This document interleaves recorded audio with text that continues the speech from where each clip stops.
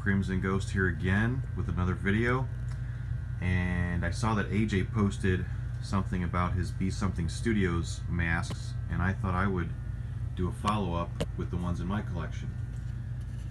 Growing up in the South Chicago suburbs, these masks were everywhere on Halloween. Be Something Studios was based out of Chicago, so everywhere, any place that sold Halloween masks in October seemed to have lots of these. So a lot of these I'm very familiar with from wearing as a kid, and I'm going to go over a few of them now. I would have to say one of my all-time favorites that I used to wear as a kid would be the Fang Face. They came out in about 1977, and lately these things have been gaining in popularity big time. This is what they call the male Fang Face, and the green version is the female Fang Face in the catalog. So if you ever wonder why there's two colors, that's what they stand for. You can see this is a early 70s, you know, like 77 copy, and you can see it's a little different looking than the later 80s version. They actually kept making these through the 90s, and the sculpt changed again, but I'm a big fan of the earlier stuff like these. Lately they seem to be bringing hundreds of dollars. You know, about 4 or 5 years ago they were like $30 to $60. So if you see them, snatch them up because they are jumping up in price. I actually wore this one to high school a lot. Not on Halloween. I would just wear a mask sometimes on the bus, and I would keep it in my backpack. That's one of my all-time favorite masks. Next to it is the Vanilla Gorilla. Very, very rare. This can be seen in Halloween 4 in the Vincent drugstore scene. You can briefly see that mask. That is a brand new copy, super white hair. Very, very tough mask to find. So many Be Something masks are my favorites for many different reasons. I've always loved the shrunken head just because of the cool yellowish gold hair it has. The whole mask is hair, and there's just a little face in the middle of it. I just think it's an amazing, very classic Be Something mask. The Dream Girl came out in the late 70s, and this mask is very special to me because my mom had one around 1980, and she would kind of chase me around the house with it and scare the shit out of me. It's cool because it looks like, you know, a pretty girl at first, and you take the veil off and she's all mutilated. Just amazing sculpt for that time, and pretty gross, especially if you're a little kid being chased by it. Next to that is a very rare mask. Came out in 76, called the Gargoyle. This thing is amazing. I've only seen 3 of them. This is the 3rd copy I've ever seen. If you ever see one, I would grab it because they're pretty valuable. Next to that is the classic, the Executioner. Full hooded mask. This mask makes an appearance in Pee-wee's Big Adventure. When he's in that magic shop, you'll see some Be Something Studios masks on the shelves, and this is one of them. Just a very cool mask. A lot of guys are looking for these lately. This Drac was pretty rare for a long time, but then in the past 2 years they started to surface more and more. This is also seen in the Vincent drugstore scene in Halloween 4. Next to that is the SheWolf, which is an awesome mask. She's got like a two-tone hairdo, dark brown and blonde. Next to that is just the regular silver version, which is the male version of that mask. This guy here is a really rare mask titled Phantom, F-A-N-T-O-M-E. I believe there's an E on it. This mask has been sought after for years by many collectors, and just recently Trick or Treat Studios re-released this. I think they partnered up with Zagoni and and they actually put out this mask again, and they did a really nice job of it. But this is the original. This mask makes an appearance in Friday the 13th Part 2. You'll see it in there, and it was, I think I paid about $500 or $600 for this copy, because until recently they just did not pop up ever.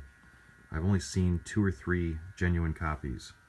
This one is absolutely mint and brand new. But if you are a fan of that movie or just the mask, go get the new release of it by Trick or Treat. It's pretty awesome. Another favorite of mine, and a pretty hard to find mask, is the Man Created, which is their take of Frankenstein. He's pretty cool. And next to him is the Evil Unicorn. This is a very hard one to get. I had this mask back in high school, actually grade school, when it was brand new. And I wish I still had my original copy, but this one is pretty nice. Next to that is the 1977 Claude from Lagoon mask. Real weird mask. For a long time, this mask was impossible to find. Then a few brand new costume shop find pieces came up, and that's what this is. It's got that weird little guy on his head, but this one is absolutely mint. Then one of my all-time favorite be-somethings, I guess they're all my favorites, is the Debutante. This mask is pretty creepy. Definitely one of my favorite masks in my collection. And there's one on eBay, I think, right now. Very scarce. You never see her, but she's just so weird looking. She always seems to be missing her feather boa, but I just love that thing. So, just because it's so weird. Below that, we've got more pieces from the 70s. We got the Hangman, where he's got a noose around his neck. Next to him is a very desirable piece called Corpse. A lot of guys are looking for this one. That's a brand new costume shop find piece. I actually have one of the only known blanks, factory blank for that mask. Believe it or not, I've never seen any other blanks of Be Something Studios masks. I came across 2 of them, and they're extremely rare. But that is the blank for that mask. Next to him is the 1977 Uncle Saul. Just a weird, I don't know what to call it. Some weird lumberjack looking dude. Very strange mask. Then 70s Gorilla. On the bottom shelf, another favorite, the Warlock. He's got a cool blue paint job and little green eyeballs, hooded mask, black hood, nice thick black hood, kind of like the old Don Post hoods used to be. Then you have a really rare one called the Brown Wolf. It's just a brown werewolf. I've only seen a few copies. That's definitely from 76 or 77. Then one of my favorites is called I Scream, You Scream. This dude is cool. He's got a big bushy fro hairdo. I've always loved this mask. Comes in a couple different color variations I've seen. One has white eyeballs. I had it and I sold it to a friend of mine. Then one of the more rare BSS masks is the Bigfoot. This is probably the only copy I've ever seen. Came out in the 70s and pretty much impossible to find. This copy is super nice. But if you ever see this guy, grab him, because he's extremely rare. Up here, I just got this one. It's really rare. I've been looking for it for a long time. It's just titled A Witch in the catalog. In the old, I think 1980 catalog, they show this mask from a side view wearing a funny little witch hat. I don't know if it came with the hat originally, but this is the only copy I've ever seen, and it's absolutely mint. So I just got it within the past few weeks. Next to that one is one of my all-time favorites, Black Lucifer. This mask was available in red and black version. I have a red version that's got a little damage on his nose. If you ever find a red one like this, I will buy it from you. So contact me as soon as you get one, and I will probably take it. Then we have Mr. Lurch, which is a real weird, funny looking guy with a bumpy head. This mask came in two different versions in the 70s. This is the flesh colored version, and I also have the green version somewhere down here. But it's a pretty cool mask, just a weird looking guy. Then extremely rare vampire bat is next to it. This is a brand new copy. I've only seen maybe 2 or 3 of these masks ever. This is an absolute mint costume shop find.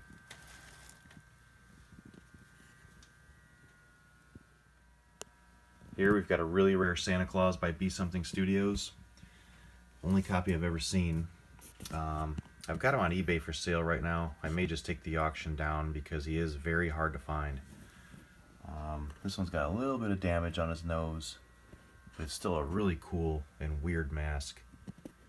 I don't think many children would like to see this Santa Claus coming up to them with presents. One more crazy one I forgot is this wild looking mask. I think it's titled Bangy or something. I don't remember, but it's pretty rare. It's the only copy I've ever seen, and it's pretty big mask, large size.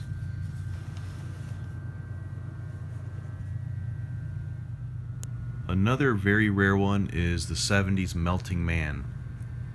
I believe this mask came out in 77, not sure, but I owned a real ratty copy before that I sold. This one's a lot nicer. I just got it, but it's a crazy looking sculpt. Really looks like his face is melting off.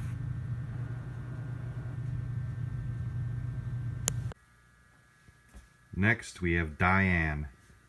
D-I-E-Anne, that is Diane. Obviously inspired by The Exorcist. This is a pretty rare mask. I've only owned 2 copies. A lot of people are looking for that one. Next is the 70s Clown, which is very rare.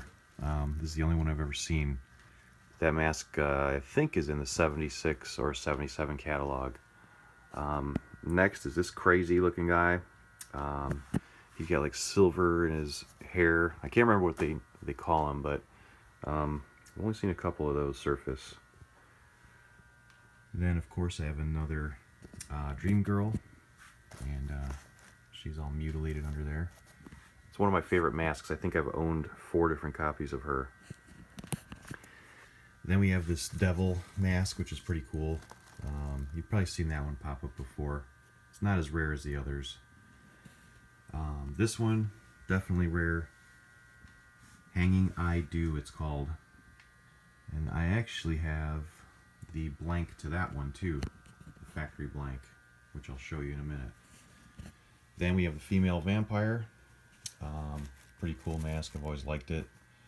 And then the Shrunken Skull, definitely one of my favorites. I like it because it's all hair and it just makes it look like a tiny skull in the middle of your head. That's definitely a hard to find piece. There's one on eBay now. It's got some damage on it, but it's the only one I've seen surface in a long time. Here's the blank for the Hanging I Do. Again, extremely rare. Never seen any other blanks pop up from Be Something Studios, and these are definitely from the factory. A friend of mine got it there from one of the Zagoni brothers. You'll probably never see another one. This mask was casted in 2 parts. The little hanging eye was casted on this little piece, and then they attached it later.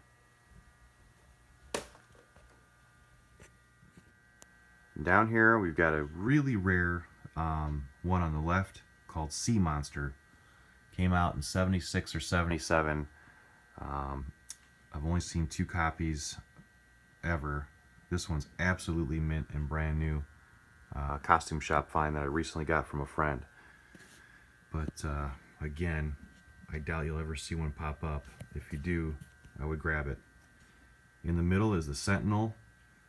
This is a favorite of many Be Something collectors. He's got a full hood, kind of like the Executioner, but just a crazy, evil looking face. Definitely a popular one. And then there is the green Mr. Lurch.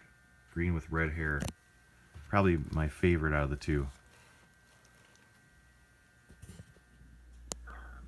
Now we are in my secret paint room that you've never seen before.